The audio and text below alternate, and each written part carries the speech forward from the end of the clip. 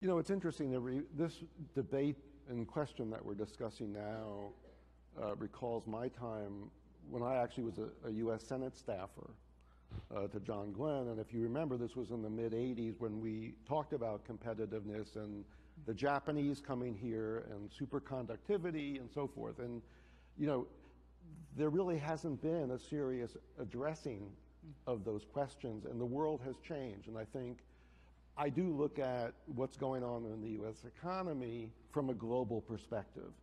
I mean, it's very trite to say that we can't make policies in a vacuum, right? From a trade perspective or a foreign investment perspective, I see a couple of different trends.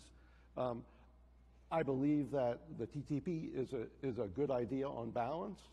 As a trade negotiator, I might have done something differently, but you cannot argue, I think, with opening up trade and reducing barriers. The problem is, from a public policy standpoint, and there was an interesting article in the New York Times Magazine 2 Sundays ago about you can identify who the losers of trade policy are, but you can't identify the winners because it's very diffused. And that argument of balancing the benefits and the costs gets lost on the Hill and the executive branch and so forth. And that's terribly important.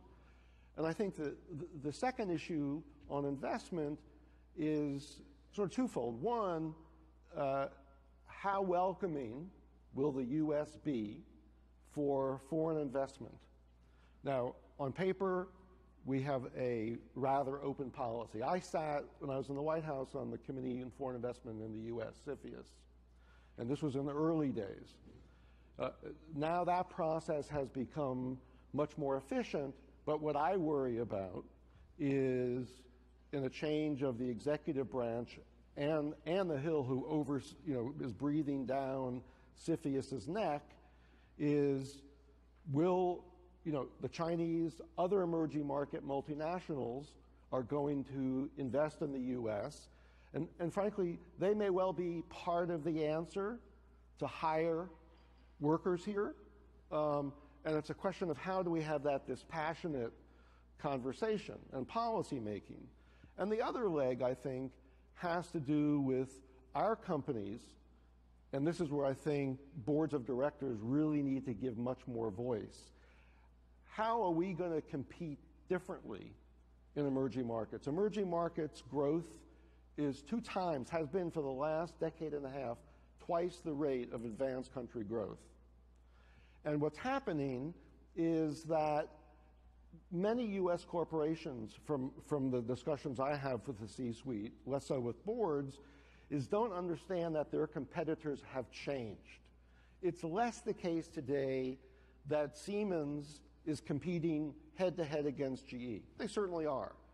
But I can tell you that they are very aligned in figuring out how to team together to compete against the Chinese or the Indians in third country markets. And what's beginning to happen is the multinationals from India, from Brazil, from China are beginning to figure out, hey, you know what? The real growth opportunities are in the emerging markets, our sister markets. And I don't think that many in the C-suite of some of the greatest corporations in this country get that. And I think they need to be educated about the opportunities there as well as the risks. So, I'm not sure, frankly, given the inertia of the government writ large here, that a lot is going to change.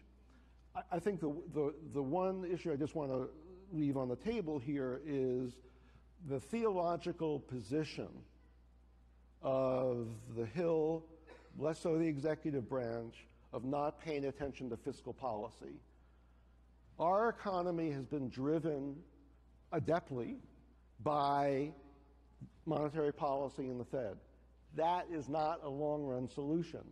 And the number one fiscal need, and I'm interested that no one has mentioned this, is infrastructure. In this country, we cannot enhance productivity unless we take care of infrastructure. And it's going to take some series of serious accidents until people come around to realize, and this is could be a very labor-intensive activity.